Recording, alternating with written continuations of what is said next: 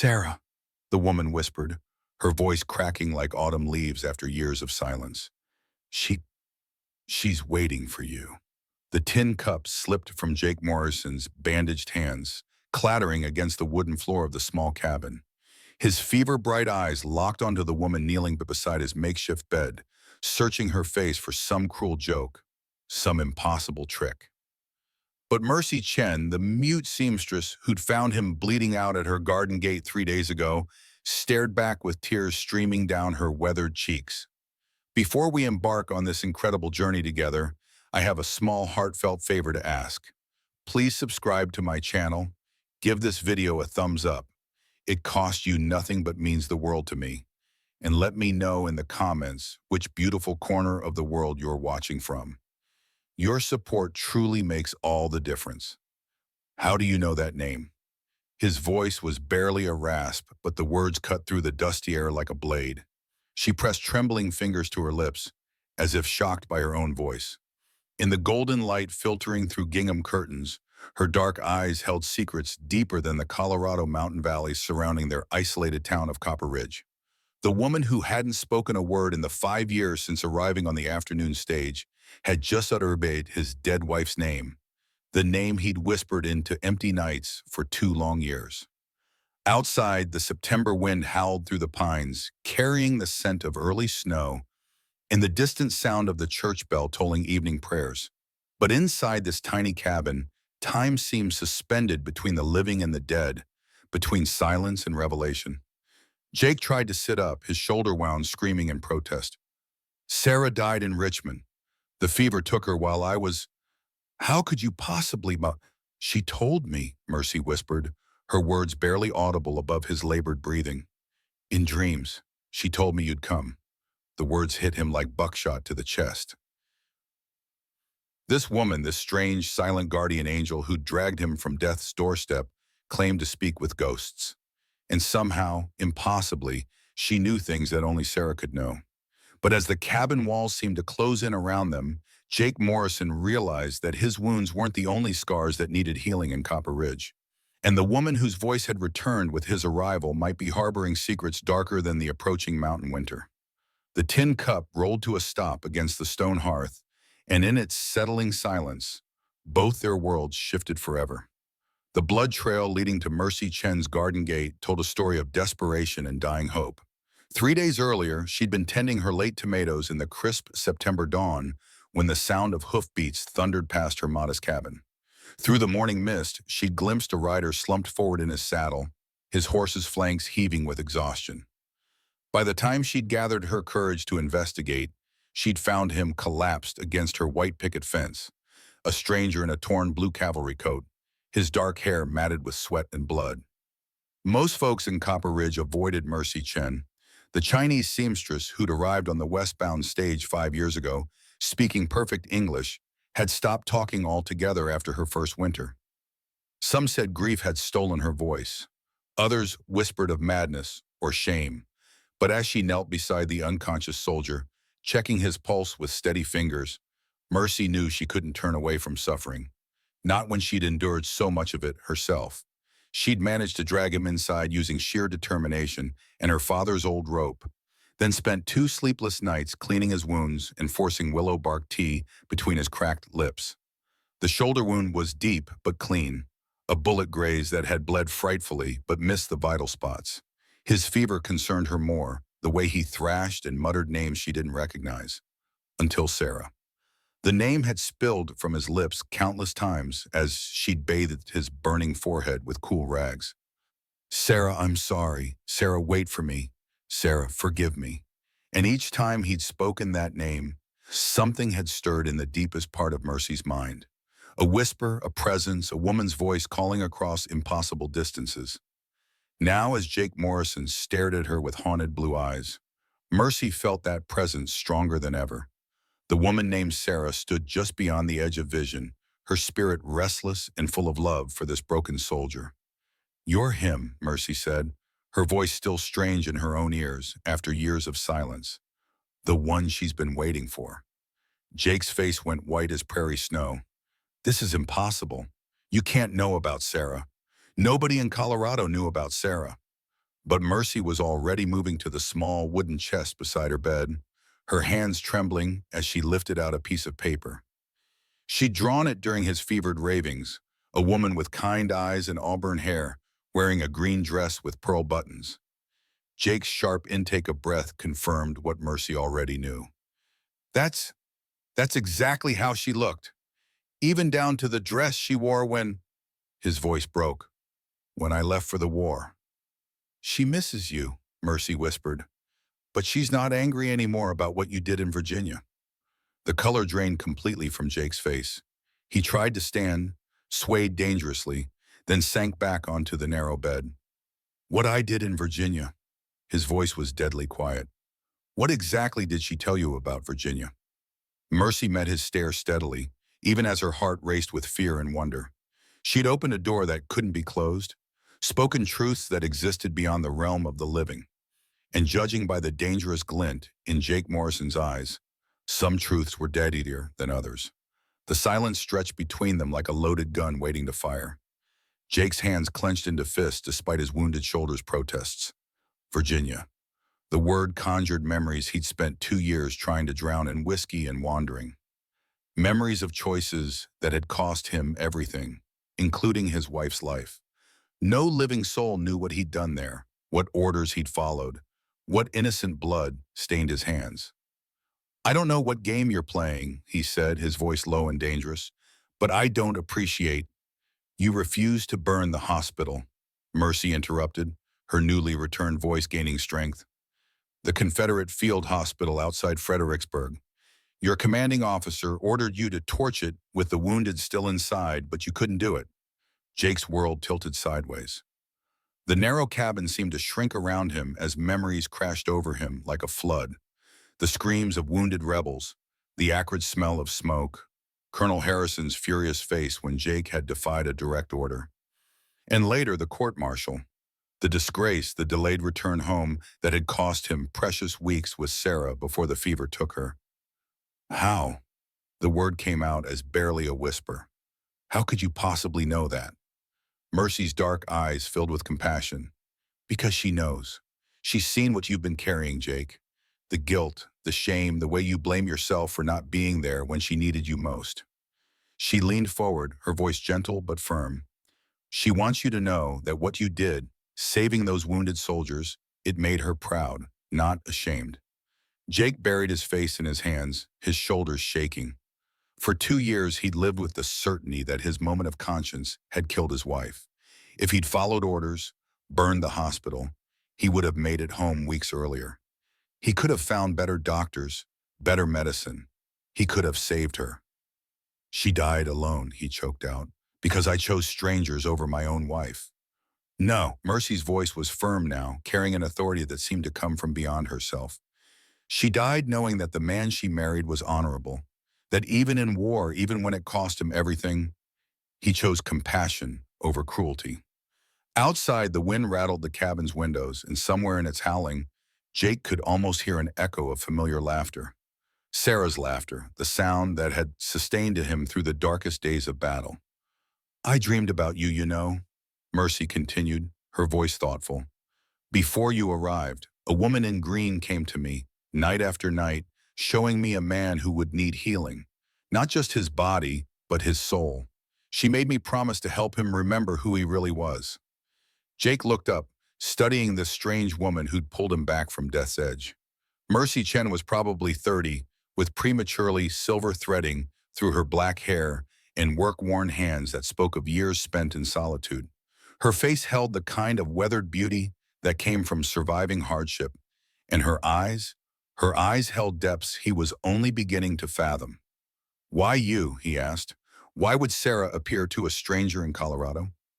Mercy's expression grew distant. Maybe because I understand loss. Maybe because...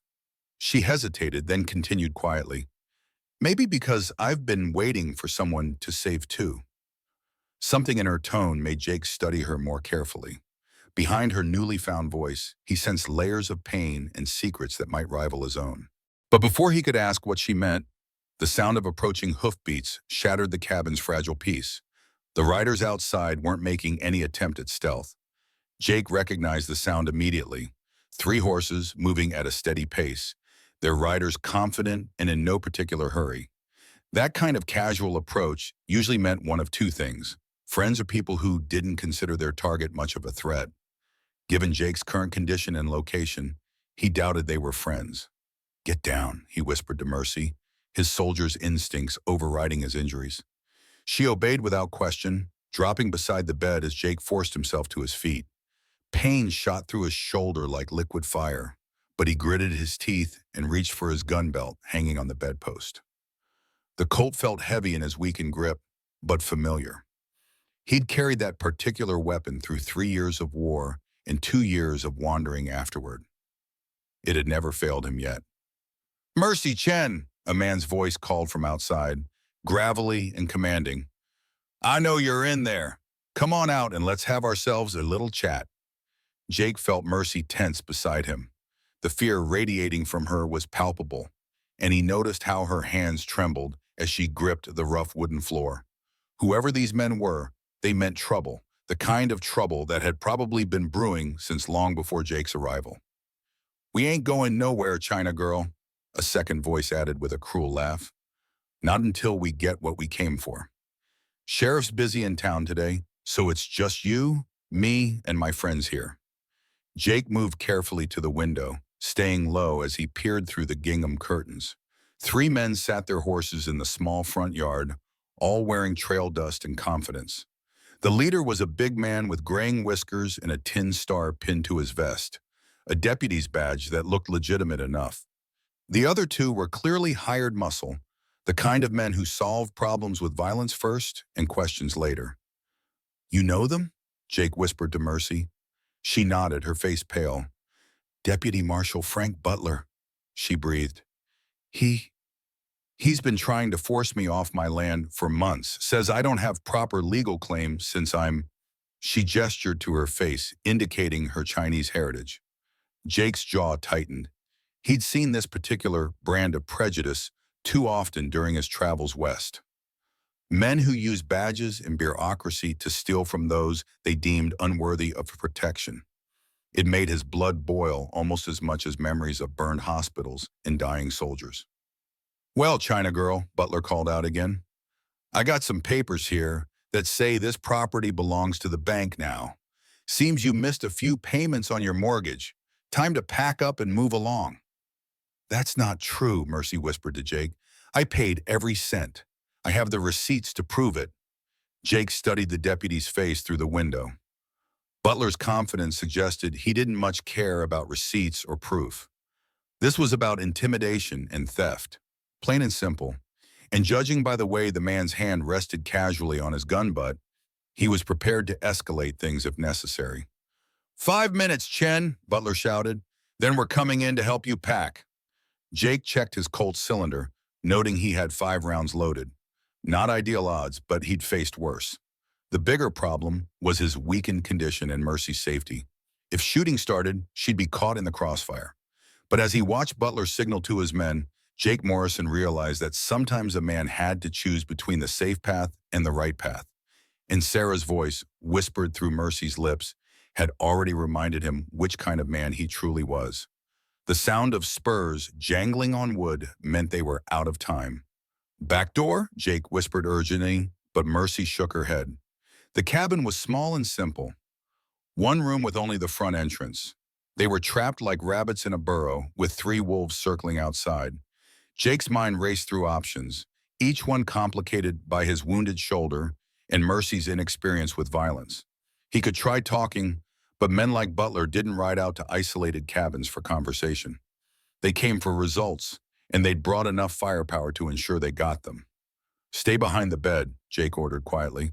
"Whatever happens, keep your head down." Heavy boots clomped across the small porch. "Time's up, China girl. We're coming in." The door exploded inward with a crash that shook the entire cabin. Deputy Butler filled the doorframe, his hand already on his gun, with his 2 companions crowding behind him. Their confident expressions shifted to surprise when they spotted Jake standing beside the bed, Colt drawn and ready.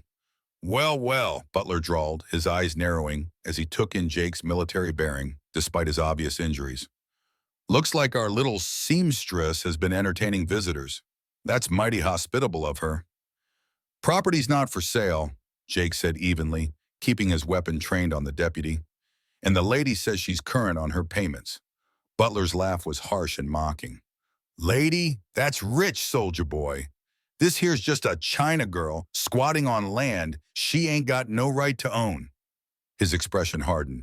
And you're trespassing on what's about to be bank property. I have receipts, Mercy said, her voice barely audible from behind the bed. Proof of every payment. Receipts can burn, Butler replied casually.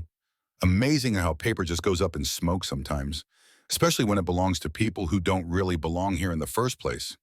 Jake felt rage building in his chest, the same fury that had cost him his military career when faced with similar injustice. These men weren't lawmen. They were predators using badges to legitimize theft and intimidation. The kind of corruption that festered in frontier towns where might made right and outsiders had no recourse. Here's how this is going to work, Butler continued, emboldened by what he saw as advantageous odds. The China girl packs her things and moves along. You crawl back under whatever rock you came from, and everybody walks away breathing. Simple. Counteroffer, Jake replied calmly. You and your friends climb back on your horses and ride out.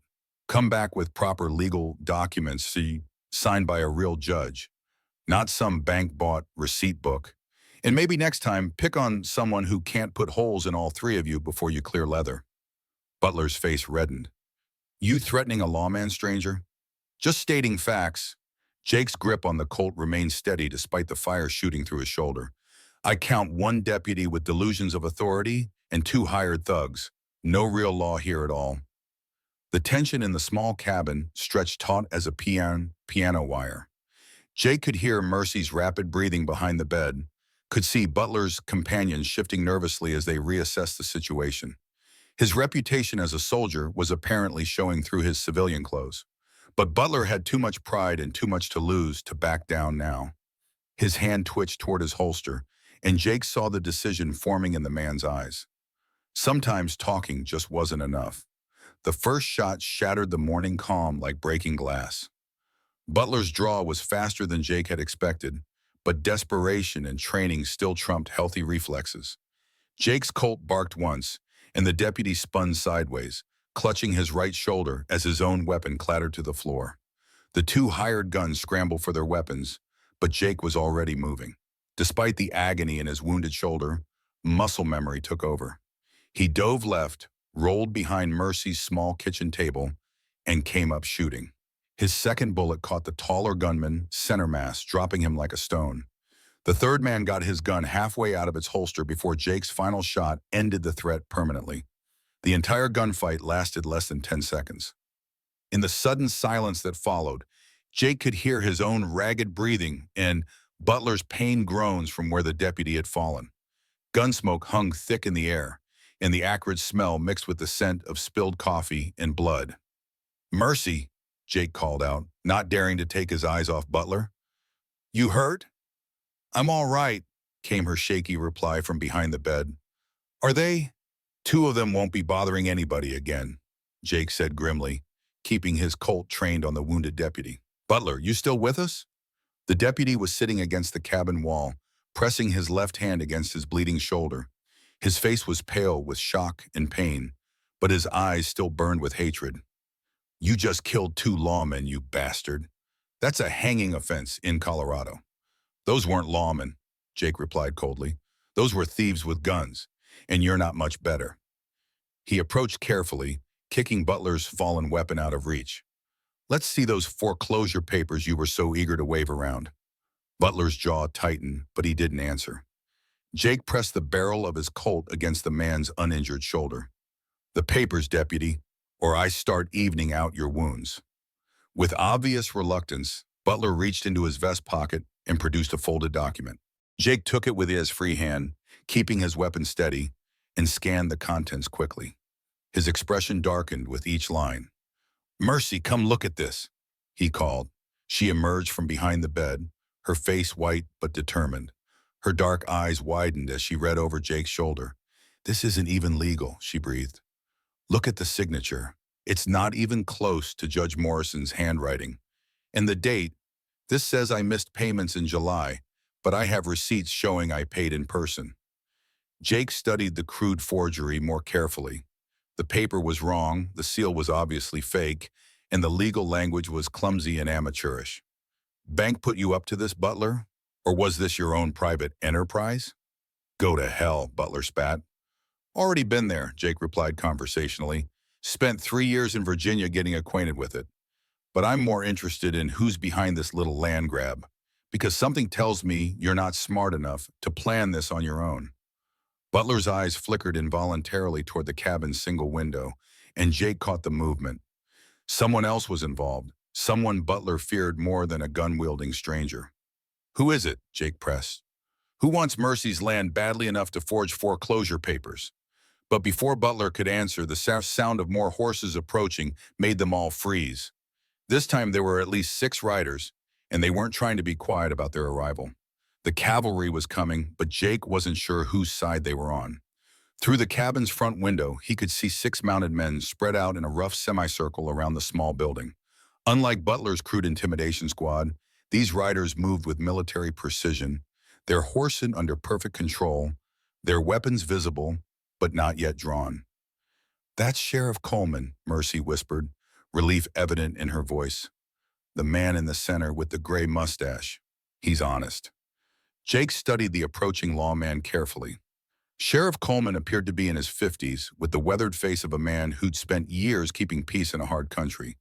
His badge caught the morning sunlight, and unlike Butler's tin star, it carried the authority of genuine office. "Sheriff's here, Butler," Jake called out to the wounded deputy. "Might be time to start telling the truth about who's paying you to steal Miss Chen's property." Butler's face went even paler. "Coleman don't know nothing about what?" The sheriff's voice carried clearly from outside. "Frank Butler, you in there?" "Yes, sir," Butler replied weakly. "Got a situation here, Sheriff. This stranger killed 2 of my men and shot me." Jake moved to the broken door, keeping his Colt ready, but pointed down in a non-threatening position. "Sheriff Coleman, I'm Jake Morrison. Deputy Butler and 2 hired guns tried to force Miss Chen off her land using forged foreclosure papers. They drew first." "That true, Miss Chen?"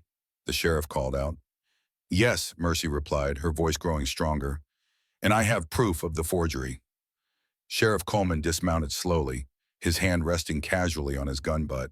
He was flanked by 2 younger deputies, both of whom looked competent and alert.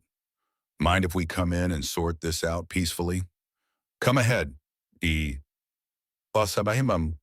Ahead, Jake replied, though he noticed he kept his weapon ready.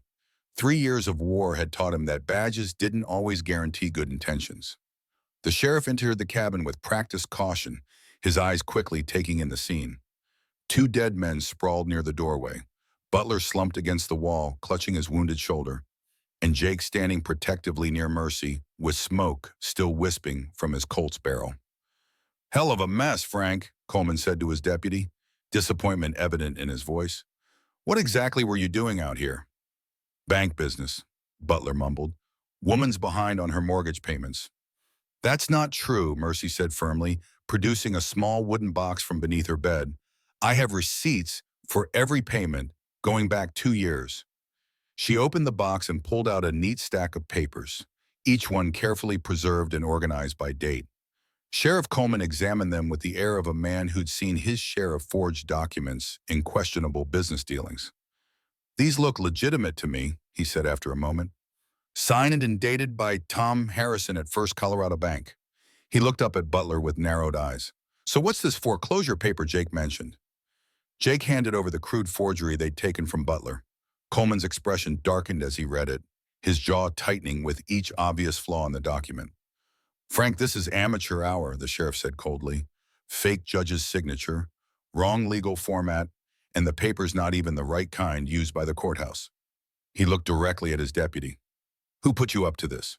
Butler's eyes darted around the cabin like a trapped animal's. "I don't know what you're talking about, Sheriff. That document came from the bank." "Bullshit!" Coleman's voice cut through the lie like a blade. "Tom Harrison's been running that bank for 15 years, and he wouldn't risk his reputation on a botched land grab. Someone else wanted Miss Chen gone, and they paid you to make it happen. The silence stretched uncomfortably as Butler weighed his options. Jake could see the calculation in the man's eyes. Loyalty to his employer versus the very real possibility of spending years in territorial prison. Last chance, Frank, Sheriff Coleman warned. Start talking, or I'll let Jake here finish what you started. Butler's shoulders sagged in defeat. It was Nathaniel Cross, he whispered. He wants the whole valley for his cattle operation. Jake felt Mercy stiffen beside him at the mention of the name, and he caught the flash of fear that crossed her face. Apparently, Nathaniel Cross was more than just another land-hungry rancher. The name hung in the air like smoke from a funeral pyre. Nathaniel Cross, Sheriff Coleman repeated, his expression grim. Should have known that bastard was behind this. He looked at Mercy with concern. Miss Chen, you need to understand something. Cross isn't just some cattle baron trying to expand his holdings. He's dangerous, and he's got money and influence that reach all the way to Denver. Jake watched Mercy's face carefully. The fear in her eyes ran deeper than concern about losing her property. This was personal terror, the kind that came from intimate knowledge of what a man like Cross was capable of doing. What's your history with Cross? Jake asked gently. Mercy's hands trembled as she clasped them together. He was the reason I stopped talking. 5 years ago, when I first arrived in Copper Ridge, the pieces began falling into place with sickening clarity. A young Chinese woman, undermanned and vulnerable in a frontier town, a powerful man accustomed to taking whatever he wanted, and a trauma so severe it had stolen her voice for half a decade. He tried to make you his mistress, Jake said, stating the obvious conclusion. Mercy nodded, unable to meet his eyes. He said I belonged to him, that he'd bought me fair and square from the men who brought me west. When I refused, she touched her throat unconsciously. He had his men hold me down while he tried to convince me that resistance was futile. Jake's blood turned to ice water in his veins. The rage that had simmered during his confrontation with Butler now blazed into full fury. Men who preyed on defenseless women were lower than snakes in his estimation, and Cross's wealth and influence only made his crimes more contemptible. But you got away, Sheriff Coleman observed. Father Miguel found me, Mercy whispered.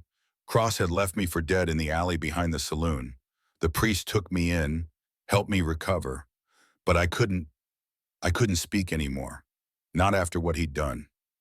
And now he wants your land, Jake said, understanding dawning. He's been waiting, biding his time, looking for a legal way to force you out. Legal or otherwise, Coleman added grimly. Cross has been buying up property all through the valley. Most folks sell willingly once they understand the alternative. He gestured toward the dead men on the cabin floor. Frank here was supposed to be the legal alternative. Butler shifted uncomfortably against the wall, his face gray with pain and shame. Cross said it would be simple. Scare the China girl off with fake papers. Maybe rough her up a little if she resisted. Nobody would care what happened to her. Except somebody did care, Jake said quietly, his hand tightening on his Colt. The urge to put a bullet in Butler's head was almost overwhelming, but he forced himself to think tactically. How many men does Cross have? 20, maybe 30, Coleman replied. Most of them aren't local boys. He brings in professional guns from Kansas City and Denver. Men who don't ask questions as long as the pay's good. Jake did the mental arithmetic. Even fully healed and properly armed, those weren't good odds for a single man protecting one woman. And in his current condition, wounded and low on ammunition, the situation looked nearly hopeless. There's something else, Mercy said quietly. Something I haven't told anyone. She moved to her small wooden chest again, this time pulling out a leather portfolio tied with ribbon. Inside were official-looking documents, maps, and what appeared to be geological surveys. My father wasn't just a missionary, she explained. He was also a cartographer for the territorial government, and before he died, he discovered something about this valley that Cross doesn't know I know. She spread out one of the maps on her small kitchen table. It showed the local area in remarkable detail, with elevation markers, water sources, and geological formations carefully noted in neat handwriting.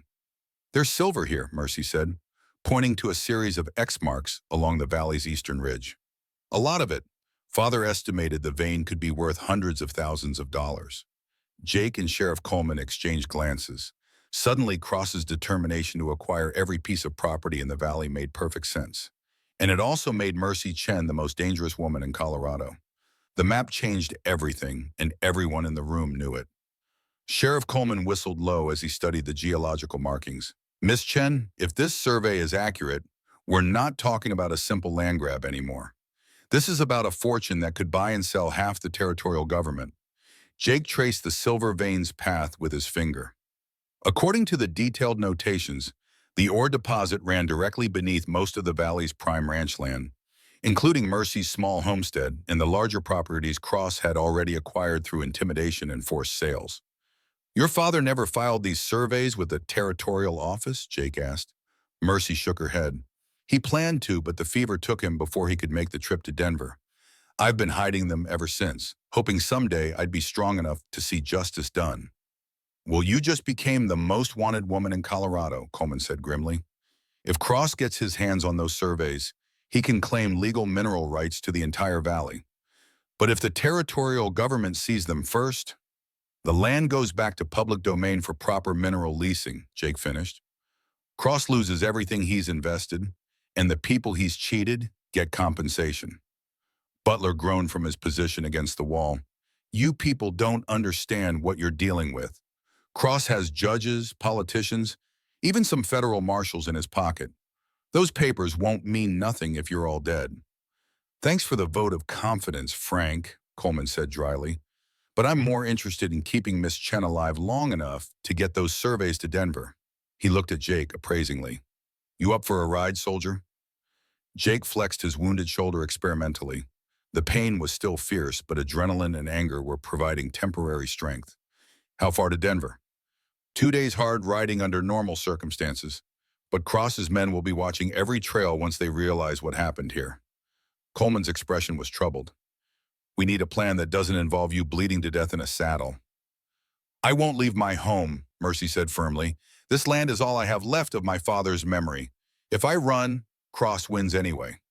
If you stay, you die, Jake pointed out bluntly. Cross doesn't know about the surveys yet, but once Butler here fails to report back, he'll come investigating. And when he finds his men dead and his deputy wounded, he'll bring an army, Coleman finished. My badge won't stop 30 hired guns, especially if some of them are federal marshals on Cross's payroll. The conversation was interrupted by the sound of a horse approaching at high speed. One of Coleman's deputies burst through the damaged door, his face flushed with urgency. Sheriff, we got problems, the young man gasped. Cross just rode into town with a dozen men. They're asking questions about Miss Chen, and they don't seem inclined to wait for polite answers. Coleman cursed colorfully. How much time do we have? Maybe an hour before they think to check out here. But, Sheriff, there's something else. They're not just asking about Miss Chen. They're asking about a wounded soldier who might be helping her. Jake felt ice form in his stomach. How could they know about me? Because Butler here was supposed to send word back to town after he finished his business, Coleman said, understanding dawning in his voice. When no message came, Cross got suspicious. They were trapped. Cross was coming with superior numbers, and every minute they delayed gave him more time to position his forces. The cabin was indefensible, the terrain offered little cover, and Jake was in no condition for a running fight. But as his eyes fell on Mercy's geological surveys, an idea began forming in his mind. It was desperate, probably suicidal, and required more luck than any sane person would count on. Sheriff, how well do you know the mining tunnels in the Eastern Hills? Coleman's eyebrows raised. Been in some of them. Why? Because I think it's time Miss Chen's father's survey work served a purpose beyond making maps. Jake spread the geological chart out again, this time focusing on the network of natural caves and abandoned prospect holes that dotted the mountainside. We're not running from Cross, he announced. We're going to make him come to us. The plan was insane, but sometimes insane was the only option left. According to Mercy's father's detailed surveys, the old prospector's Hope Mine had been abandoned 3 years ago when the original silver vein played out. But the tunnel system remained intact, winding deep into the mountainside with multiple entrances and enough twisting passages to confuse an army. You want to make a stand in a played-out mineshaft? Coleman asked incredulously. Jake, that's not strategy. That's suicide with extra steps. Not a stand, Jake corrected, pointing to specific markings on the survey map. A trap. Look at these notations here. Your father marked structural weaknesses in the main tunnel support beams. A few well-placed charges could bring down half the mountain. Mercy studied the map with growing understanding. The blasting powder, she said. Father left cases of it in the mine when he abandoned the dig. He said the tunnels were too unstable for safe extraction. Perfect. Jake's finger traced the mine's layout. Cross's men follow us in. We collapse the entrance behind them, then pick our way out through one of the back passages while they're trapped inside. And if the whole mountain comes down on us? Coleman asked. Then we die fighting instead of running, Jake replied grimly. But at least the surveys make it to Denver, and Cross doesn't get his hands on a fortune built on murder and theft. The sound of distant gunfire from town made the decision for them. Cross wasn't waiting for polite inquiries. He was taking what he wanted through force, just like always. Sheriff, get your men and those surveys to Denver, Jake ordered. Mercy and I will lead Cross's forces into the mountains and buy you time. Like hell, Coleman shot back. I'm not leaving civilians to face 30 professional killers alone. I'm not a civilian, Jake reminded him. I'm a soldier. And this is what soldiers do. We hold the line so others can complete the mission. Mercy touched Jake's uninjured arm gently. You don't have to do this for me. You've already saved my life more than once. Jake looked into her dark eyes, seeing the same quiet courage that had sustained her through 5 years of silence and fear. This isn't about obligation, Mercy. It's about choosing what kind of man I want to be. Sarah's voice seemed to whisper through Mercy's lips again. The kind who saves people instead of watching them burn. The reference to the Confederate hospital hit Jake like a physical blow, but this time it brought clarity instead of guilt. He'd spent 2 years running from the consequences of doing the right thing. Maybe it was time to stop running and start fighting for something worth protecting. Butler stays here, he decided, looking at the wounded deputy. Sheriff, leave one man to guard him and get those surveys to the territorial capital. File them with the Mineral Rights Office and make sure copies go to every newspaper in Colorado. Once the story's public, Cross loses his power to cover this up. Coleman nodded reluctantly. What about supplies? You can't hold out in those mines without food and ammunition. Father stored emergency supplies in the mine office, Mercy said. Enough for several days if we're careful. And there are other ways out if the main plan fails. The sound of hoof beats was growing closer now, not the hurried approach of messengers, but the steady rhythm of riders who knew exactly where they were going and what they intended to do when they got there. Time to go, Jake announced, checking his Colt cylinder one more time.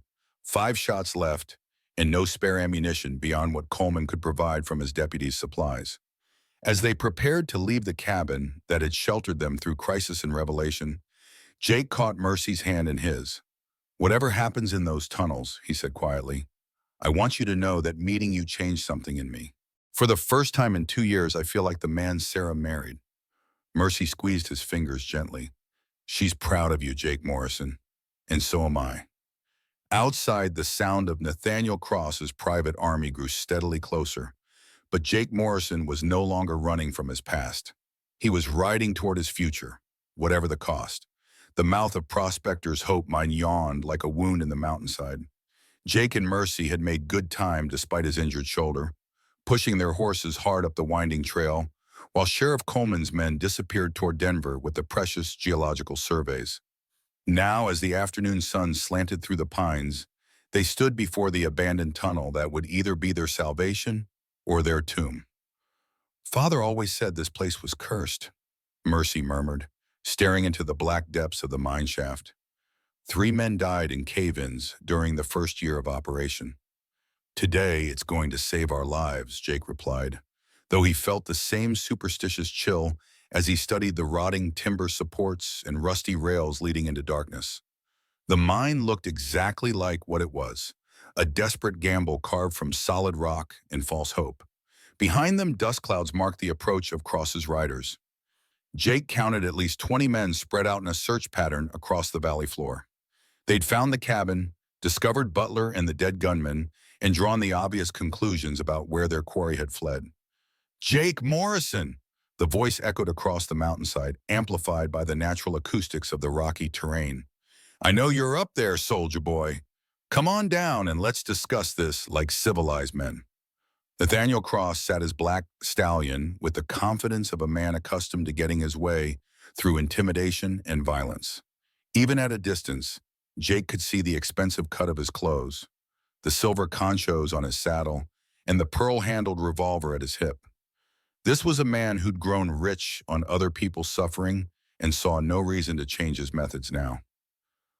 What do you think he's offering? Mercy asked quietly. Money first, then threats, then violence, Jake replied. Men like Cross always follow the same pattern. They try to buy you, scare you, then kill you, in that order. As if to prove his point, Cross's voice carried up the mountainside again.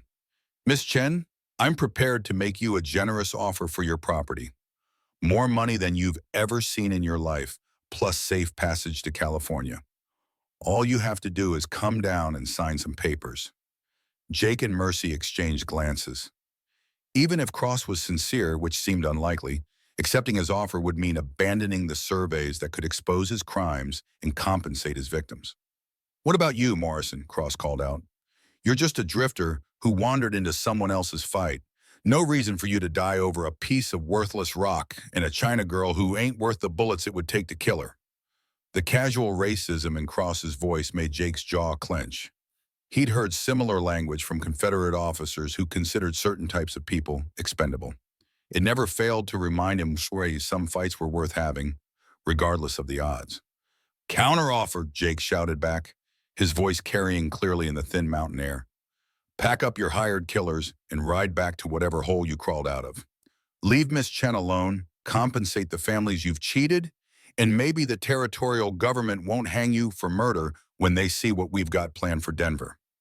Cross's laughter was like breaking glass. Bold words from a man hiding in a played-out mine shaft. But I don't think you understand your situation, soldier boy. I've got 30 men down here and all the time in the world. You've got a wounded shoulder, limited ammunition, and a woman to protect. Simple mathematics says you lose. Jake checked his pocket watch. Coleman and his men had been gone for 2 hours, enough time to reach the main trail to Denver if they'd pushed hard.